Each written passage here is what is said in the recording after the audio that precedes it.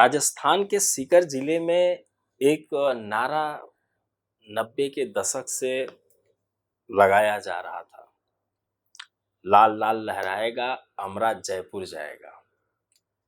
और अमरा राम जी 4 बार विधायक बनकर जयपुर पहुंचे। वही नारा फिर दोहराया गया, लाल लाल लहराएगा, अमरा दिल्ली जाएगा। और अब सांसद बनकर अमरा राम जी दिल्ली आ गए हैं। 5 अगस्त 1955 में राजस्थान के सीकर जिले के मुंडवाड़ा गांव में पैदा हुए अमरा राम जी अब तक के अपने जीवन काल में कुल 18 बार चुनाव लड़ चुके हैं, जिसमें 1 बार छात्र संघ अध्यक्ष रह चुके हैं, 2 बार सरपंच, 4 बार विधायक और अब सांसद का चुनाव जीते हैं। पेशे से शिक्षक, पैतृक काम किसानी खेती करना, और ये बन गए राजनेता। राजनेता बनकर पहचान पाए भी तो किसान नेता के रूप में, एक सशक्त किसान नेता के रूप में, मजबूत किसान नेता के रूप में।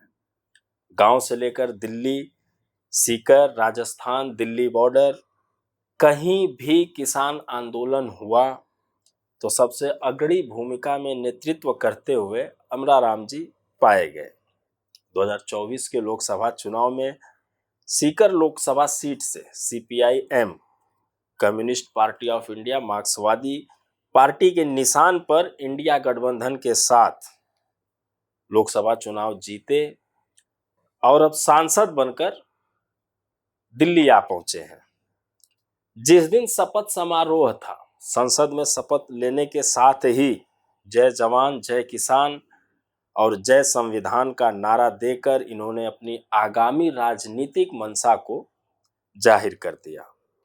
बहुत बहुत स्वागत है सर आपका हमारे चैनल पर। धन्यवाद आपको भी और आपके चैनल के तमाम साथियों को समय देने के लिए सर आपका धन्यवाद। और सवाल यहीं से शुरू करता हूं कि सर, आपको जो आपकी हम उम्र के लोग हैं वो आपको अमरा कहते हैं, जो बच्चे हैं वो अमरा राम कहते हैं। बड़ा प्यार मिलता है आपको इन लोगों से। प्यार इसलिए मिलता है कि उनके साथ घुल मिल के रहना, खाना, सोना, रहना, उनके संघर्ष में उनके साथ, और वही प्यार है जो मेरे को यहाँ विद्यार्थी जीवन से लेके आज तक जो कुछ भी मैं हूँ, उन्हीं लोगों के प्यार के कारण। अमरा राम जी, आप छात्र संघ अध्यक्ष बनने से लेकर सांसद बनने तक आपकी जीवन यात्रा कैसी रही, आपकी जर्नी कैसी रही, क्या उतार चढ़ाव आपकी जिंदगी में आए, और अब आप पीछे मुड़कर उन घटनाओं को देखते हैं तो अब क्या फील होता है? ऐसा है कि छात्र संघ के अध्यक्ष, छात्र, ये पूरा सफर जो है वो संघर्षों का सफर है।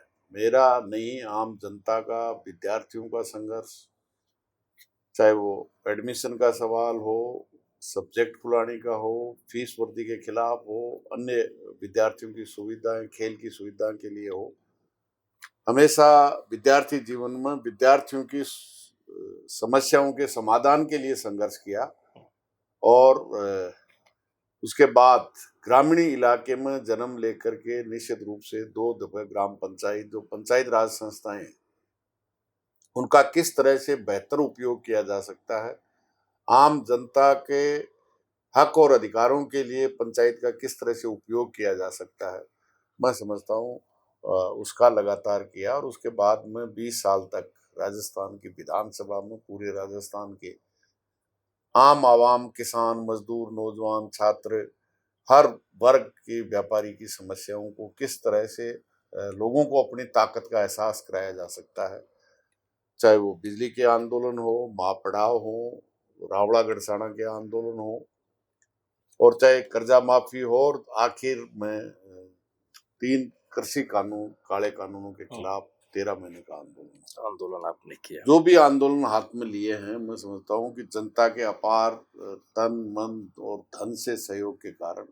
हर संघर्ष में कितना ही समय लगाओ, आखिर तो 12 महीने से भी ज्यादा जो समय लगा, 13 महीने के करीब, आखिर जीत में बदलने के बाद ही आंदोलन स्थगित हुआ। तो ये जो दिल्ली बॉर्डर पे आंदोलन हुआ था, इसमें कई लोगों की जानें भी गई, बड़े आरोप भी लगाए गए कि ये खालिस्तानी है या ये किसान हो नहीं सकते, ये देशद्रोही हैं। इन आरोपों को आप कैसे हैंडल कैसे करते हैं, या इनका जवाब क्या हो सकता है? जवाब जनता ने दिया है। हाँ, मतलब इन्होंने इस किसान आंदोलन, जो देश की बहुमत आबादी है, जो देश के 140 करोड़ लोगों के लिए रोटी पैदा करता है, उसको इन्होंने, आपने जैसे सही कहा, ये माओवादी हैं, ये आतंकवादी हैं, किसान हैं ही नहीं, ये चीन और पाकिस्तान के से आंदोलन कर रहे हैं, विदेशी फंडिंग हो रही है, इनको हर तरफ से किसान के आंदोलन को बदनाम करने की कोशिश की। और ये जो कुशासन है, किसान को, नौजवान को और आम जनता को वायदे करके आए, वो पूरा करने की बजाय 2022 में आमदनी दूनी हो जाएगी, अभी तो 24 चल रही है, सबसे पहले बढ़ते ही वायदा तो किया था एमएसपी स्वामीनाथन के अनुसार आयोग को देंगे, लगाने 2022 में आमदनी किसानों की दूनी कर देंगे, और सबसे पहले बढ़ते ही भूमि अधिग्रहण अध्यादेश लेके आए। देश का किसान लड़ा और वापस लेना पड़ा, एक दफे नहीं 3 दफे लेके आए। फिर कोरोना के वक्त काले कानून लेके आए, जो किसान के खिलाफ थे, आम जनता के खिलाफ थे। मंडियां समाप्त करके प्राइवेट प्लेयर्स को स्टॉक करके किसान पैदा करने वाले को और खरीद के खाने वाले दोनों को लूटने के लिए दुधारी तलवार लेके आए, और जिस तरह से बदनाम करने की कोशिश की, आपस में किसान को, किसान से धर्म के आधार पर लड़ाने की कोशिश की, हर कोशिश को इस देश का किसान और किसान संगठन नाकामयाब कर चुके। 13 महीने में भी एक किसान को भी वो तोड़ने में सफल नहीं हुए, और आखिर में नरेंद्र मोदी, जो तानाशाह के रूप में 10 साल सरकार चलाई है, उसको इस देश के अन्नदाता से माफी मांगनी पड़ी और काले कानून वापस लेने पड़े, और 9 दिसंबर 2021 को लिखित में देना पड़ा। मैं समझता हूँ ये सबसे बड़ी उन किसानों की जीत है आजादी के 75 साल में, जिसे ऐसे तानाशाह को झुकाया। बहुत लंबी, बहुत बड़ी और बहुत लड़ाकू, सच के लिए, स्पष्ट बात कहने के लिए एक आपकी बहुत बड़ी जर्नी रही है। मैं उसी जर्नी से छोटे छोटे सवाल हैं जहां से मैं आपसे बात करना चाहूँगा। आप कल्याण सिंह कॉलेज से बीएससी किए, उसके बाद आप गोरखपुर यूनिवर्सिटी से आपने बीएड किया, फिर आप वापस कल्याण सिंह कॉलेज आए जहाँ से आपने एमकॉम किया, फिर आपने एलएलबी भी किया। बीएससी करने के दौरान आप प्रेसिडेंट चुने गए। मैं एमकॉम कर रहा था जब। एमकॉम करने के दौरान आप प्रेसिडेंट चुने गए, और उसके बाद आप सरकारी शिक्षक बन गए। सरकारी शिक्षक बनने के बाद 1 साल में 2 जगह आपने पढ़ाया, और फिर आपने नौकरी से त्यागपत्र दे दिया। कौन था सर जिसके कहने पे आपने नौकरी छोड़ दी, वो भी सरकारी नौकरी, और आप फुल टाइम पॉलिटिक्स करने लग गए? ऐसा है कि तमाम ग्रामवासी, जो जहाँ मैं पैदा हुआ था, ग्राम पंचायत मोंडवाड़ा में, वहाँ पूरे लोग राजनीति से ऊपर उठकर, चाहे वो किसी भी राजनीतिक संबंधता रखते थे, उन सब ने का ये आग्रह था कि हमारी ग्राम पंचायत का सरपंच ऐसा होना चाहिए जो ग्राम पंचायत का विकास कर सके बिगैर किसी भेदभाव के। निश्चित रूप से उन सब के आग्रह के कारण मैंने सरकारी नौकरी से इस्तीफा दिया, और ग्राम पंचायत का सरपंच कोई भी खड़ा होने के लिए तैयार नहीं था। अच्छा, अमरा राम के सामने कोई भी खड़ा होने के लिए तैयार नहीं था, लेकिन जो 7 लगातार जो वहाँ राजनीति प्रधान और एक ही परिवार के विधायक और वो मंत्री थे, उन्होंने जबरदस्ती पूरी पंचायत में एक परिवार था, जिस जाति का, सोनी परिवार का, उसको उन्होंने पैसे दे करके फार्म भरवाया। ये इतना कर पाए। 29 या 30 वर्ष की उम्र रही होगी आपकी उस समय जब आप सरपंच? नहीं 29-30 भी नहीं थी, शायद 27 या 28 27-28 के आसपास। तो वो तमाम ग्राम पंचायत के वासियों का जो आग्रह था, मैं उसको नहीं टाल पाया।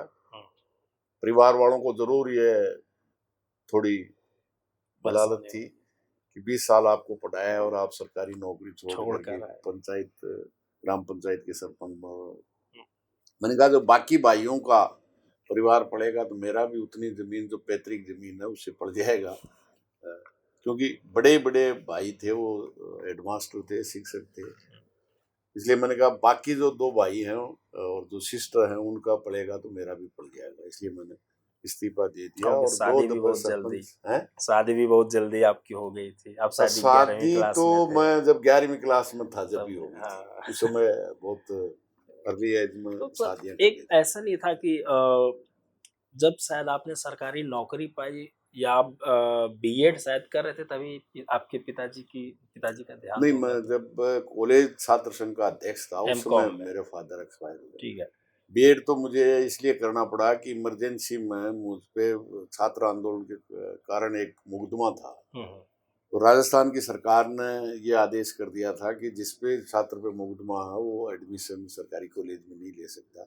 इसलिए मैं गोरखपुर जा करके बीएड गोरखपुर विश्वविद्यालय से वापस आके एमकॉम में एडमिशन लिया जब तक इमरजेंसी खत्म हो चुकी थी। और इमरजेंसी खत्म हो गई तो नेचुरली फिर मैं छात्र संघ का अध्यक्ष बना। मेरे से पहले साथी किशन सिंह ढाका बना था।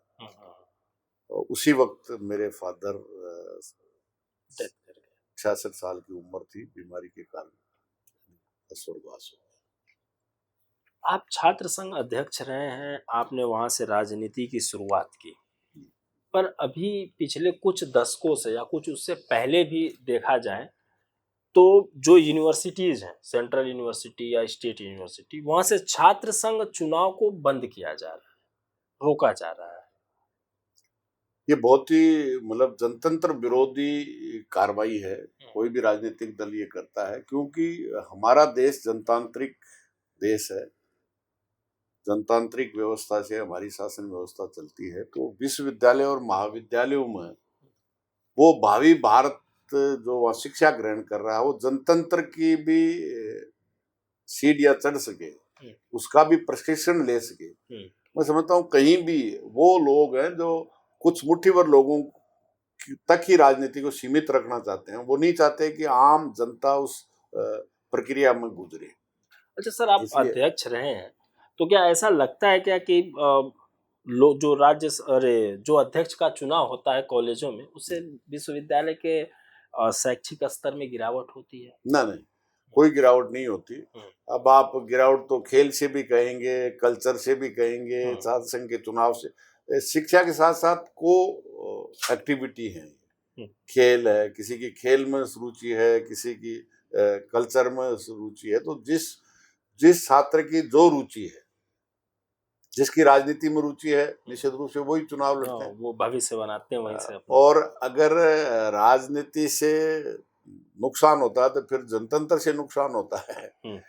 इसलिए ये ऐसा जो कुछ नहीं तर्क है। है उन लोगों के हैं जो मुट्ठी भर लोगों के ही, किसान को राजनीति नहीं करनी चाहिए, मजदूर को राजनीति नहीं करनी चाहिए, छात्र को राजनीति नहीं करनी चाहिए, युवा को राजनीति नहीं करनी चाहिए, तो फिर राजनेताओं की वो मजबूती जो एकाधिकार है क्या? एकाधिकार है। फिर बाबा जी राजनीति करेंगे क्या? जो समाज नहीं, परिवार नहीं चला सके वो राजनीति करे, और देश का अन्नदाता, देश का निर्माता वो राजनीति नहीं करे। बाबा जी इसका मतलब राजनीति से लोगों को, राजनीति इतनी बुरी है तो फिर जनतंत्र क्यों? तानाशाही और लागू राजशाही थी ना। एक बड़ा मजेदार किस्सा मिला 1983 में जब आप सरपंच बने थे, तो कोई आंदोलन हो रहा था सीकर में, किसान आंदोलन, और आप उस आंदोलन में शायद सामने नहीं प्रेजेंट थे, बाहर से समर्थन दे रहे थे शायद। वो कहानी क्या है कि फिर वो पुलिस वाले आपको पकड़ने आए, 300-400? तो ऐसा था कि मैं 85 में मैंने चुनाव लड़ा विधानसभा, और मैंने 11,000 के करीब वोट हासिल किए। तो जो राजनीति में स्थापित थे, प्रधान पे, कोऑपरेटिव पे, भूमि विकास पे, विधानसभा पे, उनको बड़ी परेशानी थी। 86 में बिजली का आंदोलन चला था। उसके बाद मैंने उस आंदोलन में लोगों की अगुवाई की, और वो बहुत विस्तार 4 महीने के बाद पूरे राजस्थान में विस्तार हुआ। और उसमें पहले हमने शुरू किया था, और फिर तमाम राजनीतिक दल उसमें शामिल हुए जो विरोध में थे। कांग्रेस की राज सत्ता थी। तय रूप से तमाम बड़े नेता जो चीफ मिनिस्टर भी रहे थे, बड़े बड़े मंत्री भी रहे थे, उन्होंने उस आंदोलन में शामिल हुए और उस आंदोलन में किसानों के साथ गद्दारी करने का काम किया। लेकिन उसके बाद 22 अप्रैल 1987 को जिस छात्रावास में मैं 9th क्लास में आकर के MA, BSc, B.Ed सब किया, उस छात्रावास जिसका इतिहास राजशाही के खिलाफ लड़ते हुए वहां के सीकर के ठिकानेदारों से वो छात्रावास का निर्माण किया था, जिसमें राजा को भी दिल्ली गिरफ्तार करके ले आए थे और समझौते में वो दिया था, और उस राजा ने भी एक कमरा उस छात्रावास में बना के दिया था। तो संघर्षों का इतिहास था, क्योंकि रात 8 बजे बाद में जो भी कोई ग्रामीण क्षेत्र का व्यक्ति होता था उसको शहर से बाहर निकाल देते थे। 4 दरवाजे थे वो बंद कर दिए जाते थे, कहीं रहने का ठिकाना नहीं था, पढ़ने का तो सवाल ही नहीं था।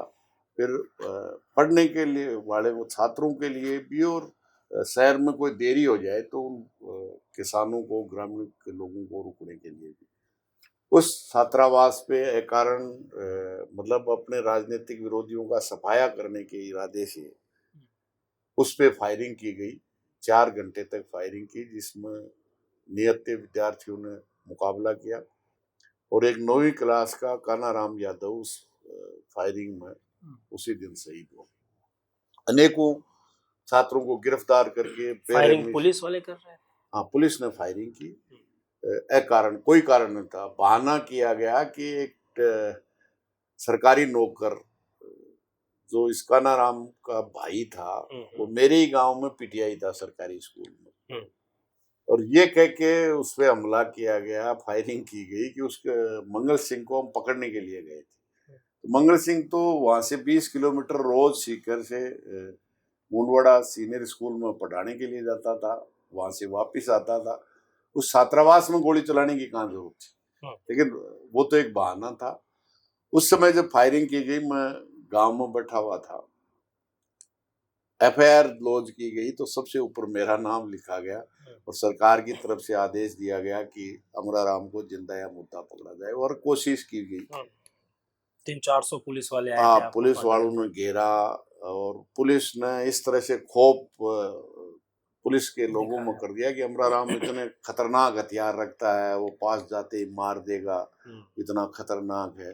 जबकि ऐसा था कुछ नहीं। जिस तरह से किसान आंदोलन में बदनाम करने की कोशिश की, उसी तरह से नेचुरली वो पकड़ नहीं पाए और फायरिंग भी की। मेरे से बड़ा भाई जिसने मेरे को बाद में फादर एक्सपायर होने के बाद पढ़ाने का काम किया था, वो बचाने के लिए ऊँट लेके गए, उन पे फायरिंग की, बच गए वो।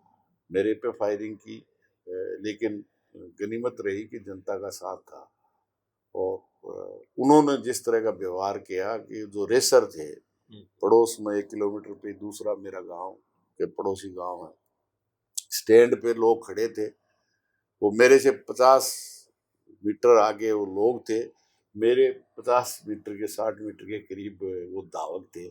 उन्होंने आवाज लगाई कि चोर है, चोर है, तो मुझे गुस्सा आया और मैं उनकी तरफ दौड़ा, तो वो सब रेसर वेसर सब दौड़ गए और मैं फिर गांव के उन लोगों के बीच में गया, तो उन्होंने ऊँट उपलब्ध कराया और मैं ऊँट लेके चला गया।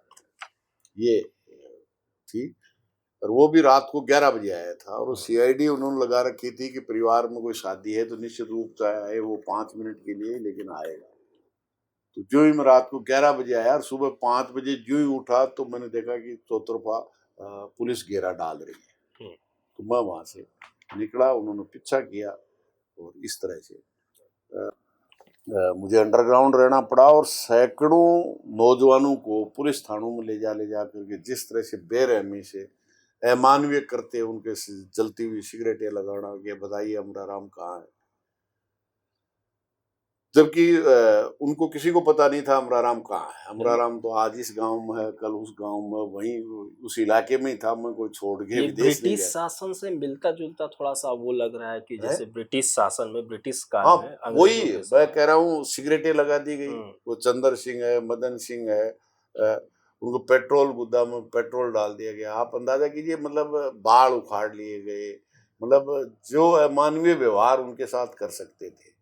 और ये उसका एक भाई, आप देखिए, एक भाई गोली का शिकार होके शहीद हो गया, दूसरे मंगल सिंह को ले जा करके बुरी तरह से पीटा गया, तीसरा उसका भाई है, उसको पुलिस लाइन में ला करके उसकी माँ के सामने उसका सिर फोड़ दिया गया। मतलब किस तरह से जलील करने का, एक परिवार के पूरे सदस्य, उसकी माँ, उसके बेटे, उसको सामने पुलिस के सामने किस तरह से उसके सिर फोड़ा जाता है। ये राजनीतिक हिंसा थी, क्योंकि आप शुरू से बिल्कुल लेफ्ट राजनीति, में जुड़े हुए थे, कांग्रेस की सत्ता थी उस समय, कांग्रेस की सत्ता देश में भी थी और प्रदेश में भी थी, आप थी। लेफ्ट उनका से इरादा थे। था कि ये जो हमारे लिए राजनीतिक कांटा बनेगा उसको हम रास्ते से हटा दें, और बस केवल इतनी सी बात के लिए इतना बड़ा जो है पूरा। कि कांड हो गया। हाँ, हो गया नहीं, 1 साल तक हमने आंदोलन चलाया, 1 साल तक लोग, अमर त्रिलोक सिंह जी जो हमारे राजनीतिक गुरु थे, 1 साल तक जेल में रहे, सरकार ने समझौता करके मुकर गई,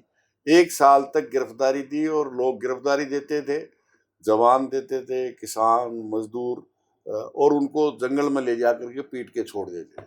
लेकिन आखिर सरकार को 11 साल तक उस छात्रावास को उन्होंने कुड़क रखा, और आखिर में झक मार करके उस छात्रावास को भी देना पड़ा, और आज वहाँ 300 लड़के रहते हैं। सवाल और वो साफ हो गए 93 में, जो राजनीति पर कब्जा रखते थे, वो पहला चुनाव भी कांग्रेस से लड़े थे, और आखिरी 11 टिकटें मिली थी और 12वीं नहीं मिली, जब वो निर्दलीय हो गए, और आज की तारीख में राजनीतिक सफाया वर्चस्व खत्म हो गया उनका, जिसकी उसको उनको आशंका थी, वो सफाया हुआ। और वो जो मेरी जान लेना चाहते थे जनता ने। थोड़ा सा राजनीतिक सवाल पे आ जाते हैं हम लोग, मैंने पर्सनल सवाल कुछ ज़्यादा ही कर लिया। आप कबड्डी के प्लेयर रहे हैं, आप राष्ट्रीय स्तर कबड्डी खेलते थे। पिछले कुछ दिनों पहले, कुछ महीनों पहले या कुछ सालों पहले, 1 साल हो रहा है, जंतर मंतर पर ओलंपिक के जो खिलाड़ी हैं धरना दे रहे थे। मेरा सवाल ये है कि जो आरोप ब्रिजभूषण शरण सिंह के ऊपर लगाए गए थे खिलाड़ियों के द्वारा, क्या इस तरीके की घटनाएं टीम के कोच या खेल विभाग के अध्यक्ष या खेल विभाग से संबंधित कर्मचारी अधिकारी करते हैं? नहीं, वो तो खुला ही है। एक पहलवान लड़की जो माइनर थी, पोस्को में दिल्ली पुलिस ने मुकदमा दर्ज नहीं किया, कोर्ट के आदेश के बाद में मुकदमा दर्ज हुआ। आप पे और मेरे पे पोस्को अगर दर्ज हो जाएगा ना, तो दूसरे दिन आप सिक्सों के पीछे होंगे। ब्रजभूषण सिंह कानून से ऊपर तो नहीं है। पूरी सरकार ब्रजभूषण सिंह को बचाने में लगी रही, मतलब देश का नाम जो रोशन किया, जो गोल्ड मेडल लेके आई बच्चियां हमारी, उनके साथ जिस तरह का व्यवहार किया गया, मुकदमा दर्ज नहीं किया गया, उस अत्याचारी को बचाने की कोशिश की गई, और जिस तरह से घसीटा गया सड़कों पे। जब इस देश की संसद, जिसमें जनता ने मुझे चुन के भेजा है, इसका उद्घाटन जब कर रहे थे, वो तो धरना दे रहे थे, कोई नुक्जे अमन तो नहीं कर रहे थे, कोई अपराध तो नहीं कर रहे थे, नहीं। अपने न्याय मांगने के लिए देश की सरकार के सामने बैठे हुए। और जिस तरह से घसीटा गया, जिस तरह से उनके साथ प्रताड़ना की गई, मैं समझता हूँ अक्षम्य थी। इसलिए केवल और केवल अपराधियों को बचाने का काम करती रही है, और जो न्याय मांगने वालों को अंदर डालने का काम करे। अभी देख रहे हैं ना आप, केजरीवाल के साथ क्या हो रहा है। जब कोर्ट उसको जमानत दे देता है, ईडी के केस में जमानत दे देता है, सीबीआई जाके गिरफ्तार कर रही है। सोरेन कल निकला है, पता नहीं परसों वापस अंदर देने। मतलब ये सरकार इस तरह से मतलब जनतंत्र की, विरोध की आवाज को दबाने के लिए जिस तरह के करते कर रही है। मतलब अगर मैं आपकी बातों से सर निष्कर्ष निकालूं, तो आप ये कहना चाह रहे हैं कि सरकार सरकारी तंत्रों का गलत इस्तेमाल कर रही है। भयंकर। मतलब आप अंदाजा कीजिए, विरोधी पार्टियों के उम्मीदवार आखिरी टाइम फॉर्म विड्रा करा देती है, सूरत और गुजरात में और मध्य प्रदेश में, इंदौर में। इससे ज्यादा और क्या करा सकती है? भयभीत, या तो भारतीय जनता पार्टी में आ जाओ, वरना जेल जाओ।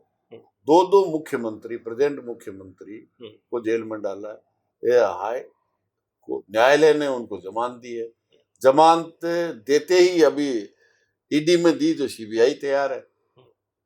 और ऐसे केस जिसमें आज तक सबूत पेश नहीं कर पाई है। ये शराब घोटाले की बात कर रहे हैं, हो सकता है उनके राजनीतिक मतभेद हो हमारे, लेकिन एक नया पैसा कोर्ट पूछ रहा है कि किसने दिया और किसको दिया, वो बताइए आप। ईडी नहीं बता पाई आज तक। सोरेन जो झारखंड का मुख्यमंत्री है, उसने कह दिया जो जमीन न बिक सकती है न खरीद सकते हैं, उस जमीन का नाम लेकर के 5 महीने जेल में डाल दिया गया उनको। तो इससे ज्यादा मतलब तानाशाही, अघोषित इमरजेंसी जिसको कहें कि मनमर्जी का कानून है। न्यूज क्लिक के एमडी को, पुरकाइस्त को 1 साल तक जेल में डाला कि किसान आंदोलन में आपके माध्यम से चाइना से पैसा किसान आंदोलन के लिए आया। कौन सा पैसा आया, किसके पास आया, किसने दिया, बताइए। 1 साल में जेल में रहने के बाद उसका तो 1 साल खो दिया ना। मतलब किसी को नहीं बख्श रहे हैं, न राजनेता को बख्श रहे हैं, न पत्रकार को बख्श रहे हैं। बहुत से जो इनके खिलाफ लिखते थे उनका मर्डर कराया इन्होंने। तो हर जगह आज भी दर्जनों लोग ऐसे हैं जो इनके खिलाफ लिखते हैं, इनके खिलाफ बोलते हैं, उनको गैर कानूनी तरीका से जेलों में डाल सकता है। 3 नए कानून भी आ रहे हैं 1 जुलाई। वो सब कोशिश वही है, सब कोशिश वही है कि इनकी तानाशाही। लेकिन मैं समझता हूं कि जो जवाब अभी 18वीं लोकसभा में दिया है, जो 400 पार की बात करते थे और ये कहते थे मजबूत सरकार, मजबूर सरकार नहीं, अब मजबूर सरकार चला रहे हैं। क्यों मोदी जी क्यों चला रहे हैं मजबूर सरकार? अभी तो भारतीय जनता पार्टी को 30 साल बाद में 282 और 303 सांसद दिए थे, पूर्ण बहुमत दिया था। जो वायदा किया था वो एक भी पूरा करने की बजाय उल्टा काम करने का काम किया, और अभी मजबूर सरकार चला रहे हैं। मजबूत नहीं है, मजबूत नहीं है, अभी तो मजबूर सरकार है। इसलिए केवल और केवल बड़ी बड़ी कंपनियों को मालामाल करने का और इस देश का सवा सत्यानाश करने का, धर्म और जाति के आधार पे, मैं समझता हूँ देश की आजादी के वक्त भी, चाहे पाकिस्तान धार्मिक राष्ट्र बना हो, लेकिन सब कत्लेआम होने के बाद भी, अंग्रेजों की जो मंशा थी कत्लेआम के बाद में भी, भारत एक धर्मनिरपेक्ष समावेशी राष्ट्र बना, धर्मनिरपेक्ष संविधान अंगीकार किया और सब धार्मिक, जातीय, संप्रदाय सबको समानता का अधिकार दिया कि सबको बराबरी का हक है इस देश में आगे बढ़ने। सर, आप सरकारी स्कूल के शिक्षक रहे, सरकारी स्कूल से आपने पढ़ाई की। आज के दौर में, मौजूदा दौर में जो सरकारी स्कूल हैं, चाहे वो प्राइमरी के हों, चाहे वो हाई स्कूल हो, चाहे वो इंटर कॉलेज हो, उसकी स्थिति बड़ी नाजुक होती जा रही है और उनकी जगह जो है वो मॉडर्न जो है कि मॉडर्न प्राइवेट स्कूल लेते जा रहे हैं। अब आप 4 बार विधायक भी आप रहे हैं, अब आप सांसद भी चुने गए हैं। स्कूलों के लिए क्या किया? भारतीय जनता पार्टी की सरकार शिक्षा को व्यापार बना रही है। तो किसी भी जन कल्याणकारी सरकार का सबसे पहला कर्तव्य है शिक्षा, रोजगार, चिकित्सा, पेयजल, ये सुविधाएं उपलब्ध कराने का। अभी नई शिक्षा नीति के नाम से पूर्ण रूप से जो पैसा देके शिक्षा ग्रहण कर सकता है वो नीति लेके आए। इसलिए हर जगह प्राइमरी एजुकेशन से लेकर के विश्वविद्यालय तक सब जितना आप शिक्षा ग्रहण करना चाहते हैं तो जितनी पे करके आप कर सकते हो। तो 80% परिवार तो पे करके नहीं दे सकते। आप इसका उदाहरण मेडिकल कॉलेज है। आज से 10 साल पहले पूरे साल भर की एमबीबीएस की फीस होती थी 5,000 रुपए। नरेगा में काम करने वाला परिवार भी 5,000 रुपए देके अगर परीक्षा पास कर ली तो वो डॉक्टर बना सकता था अपनी बेटी और बेटे को। अब सालाना 1 लाख रुपए तो फीस है, फिर उसकी हॉस्टल फीस और देखिए आप। कोई मतलब इस स्थिति में इंटेलिजेंट से इंटेलिजेंट बच्चा और बच्ची को, गरीब किसान मजदूर का परिवार उसको डॉक्टर नहीं बना सकता। तो सरकारी ये तो एक नमूना मैंने आपको बताया है। बाकी हर जगह वो कोशिश कर रहे हैं। हर जगह सरकारी कॉलेज से आप देखेंगे 15,000 में शिक्षक। एक सरकारी परमानेंट शिक्षक है, वो 1.25 लाख रुपए ले रहा है, और एक 20,000 वाला वही उसी क्लास में दूसरा सब्जेक्ट का ले रहा है। तो हर तरफ से जो नई शिक्षा नीति के नाम से केवल और केवल जो पैसा खर्च करके शिक्षा ले सकता है वो 20%, 10% लोग हो सकते हैं, लेकिन 80% लोग शिक्षा से वंचित रहेंगे। और वो इसलिए भी चाहते हैं कि जितने लोग शिक्षित होंगे, आराम से उनका वोट लेने में उनको सुविधा हो। आप सीकर के सांसद चुने गए हैं जी।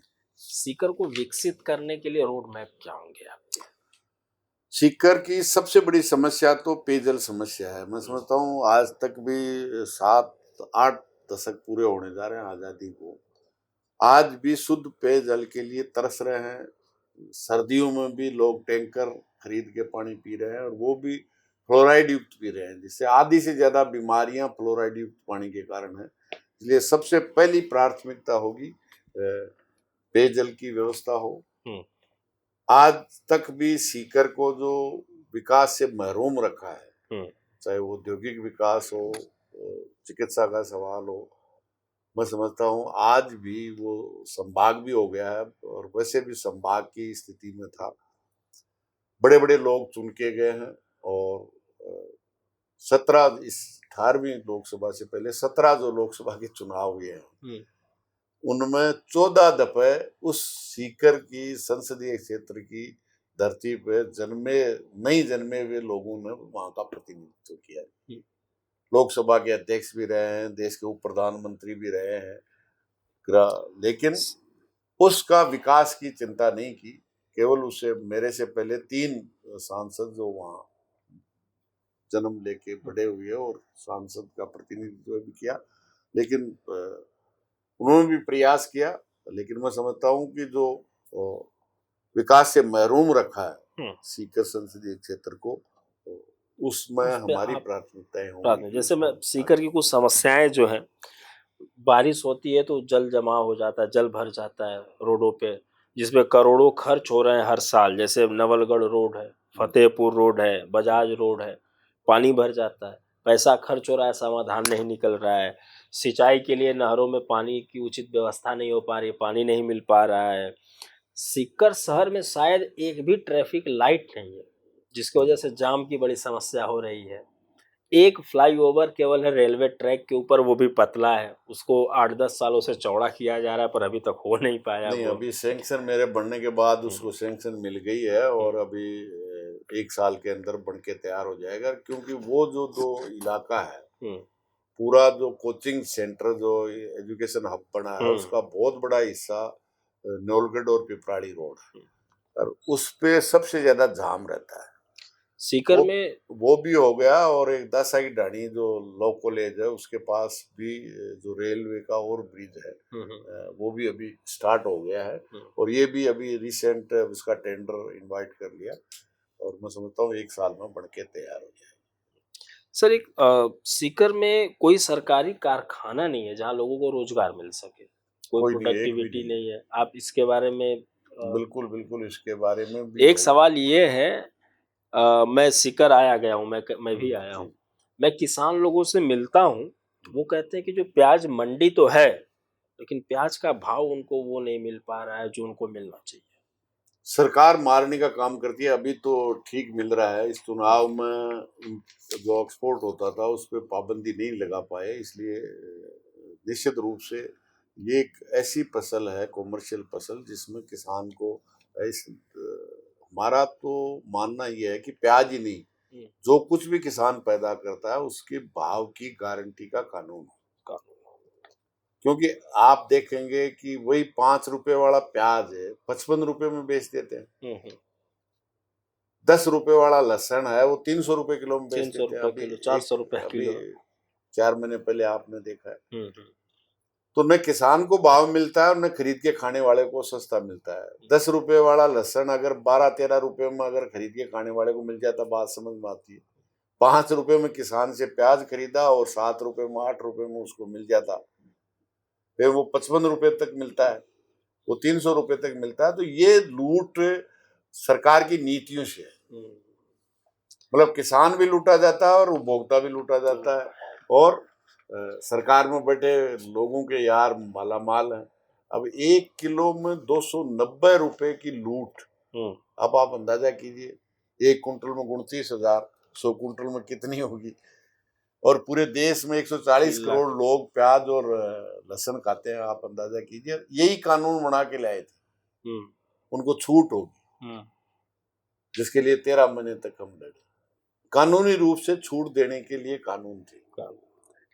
जब आप अभी एजुकेशन हब की बात करें, सीकर एजुकेशन हब बनता जा रहा है सर, आधा तो नाश कर दिया जो अग्निवीर लेके आए ना, जिनको मिलिट्री में भर्ती होने के लिए डिफेंस कोचिंग थी, वो न केवल सीकर में बल्कि जहाँ से सबसे ज्यादा डिफेंस कोचिंग थी, चाहे राजस्थान है, चाहे उत्तर प्रदेश है, चाहे हरियाणा है, जहाँ से भी लोग फौज में जवान भर्ती होते थे, वो सब डिफेंस अभी बंद हो गई है कोचिंग के बाद।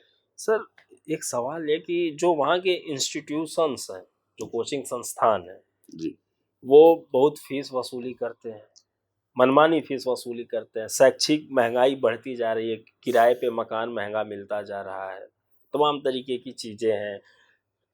प्रेशर बढ़ने की वजह से छात्र सुसाइड भी कर रहे हैं, संख्याएं बढ़ती जा रही हैं। इन सब चीजों को लेकर ऐसा है कि सरकार अगर सब व्यवस्थित करती ना, अभी उदारीकरण, निजीकरण और वैश्वीकरण की जो नीतियां लेके आए हैं, जिसमें सब कुछ निजी हाथों में देने का। अब आप देखिए, जब नीतियां 90 में या 91 में लाई गई थी, जब ये तर्क दिया जाता था कि सार्वजनिक उपक्रम जो घाटे में है उनको हम देंगे, अब तो सबसे ज्यादा मुनाफे में जो नवरत्न थे उनको भी निजी हाथों में दे रहे हैं।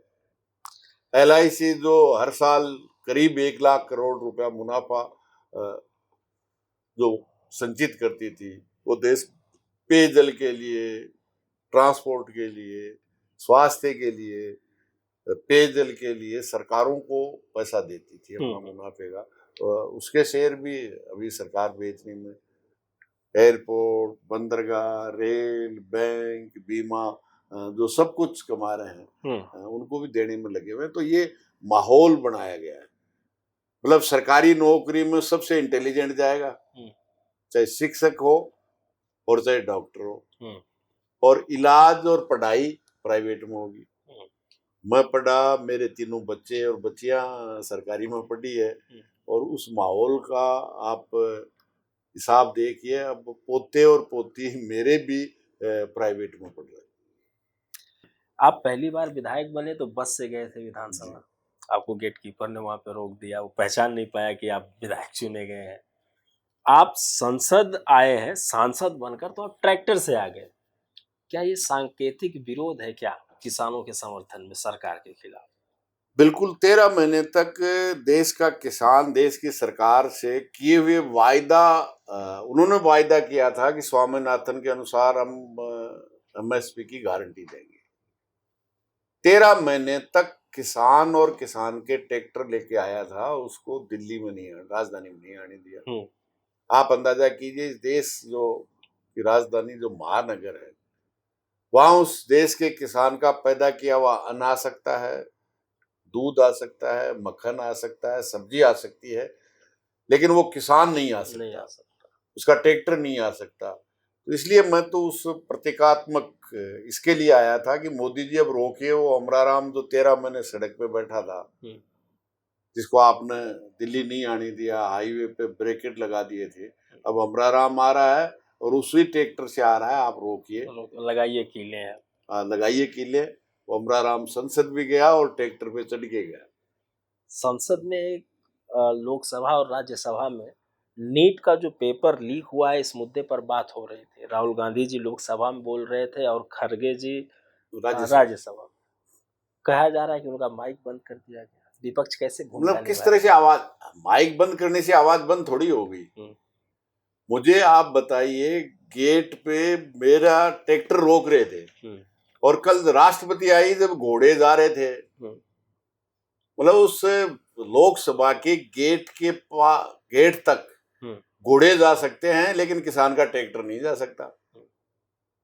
मतलब देश की जनता जो नेट परीक्षा दे रही थी उनके साथ विश्वासघात किया है सरकार ने।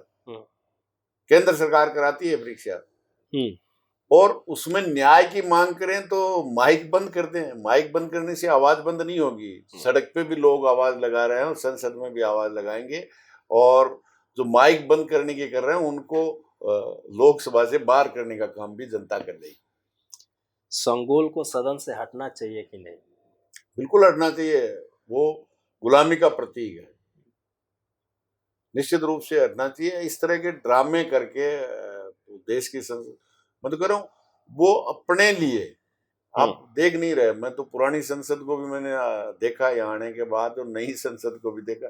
वो अभी 100 साल तक और संसद चल सकती थी, लेकिन मोदी जी को अभी पूरा काम नहीं हुआ लेकिन उद्घाटन करना था। क्या पता फिर जनता भेजेगी कि नहीं भेजेगी। जैसे राम मंदिर का हुआ। हाँ, राम मंदिर में तो दे दिया ना उत्तर। पानी भी लीक हो रहा है। नहीं, पानी लीक हो रहा है कि नहीं हो रहा, भारतीय जनता पार्टी लीक होगी।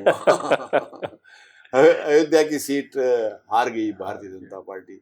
जिस जो नारा लगा रहे थे, जो राम को लेके आए, जैसे राम कल ही पैदा हुआ है और उनको ये लेके आए हैं। मेरा आखिरी सवाल है सर कि क्या आपको लगता है कि वर्तमान राजनीति पर धार्मिक प्रभाव का महत्व ज्यादा हो रहा है?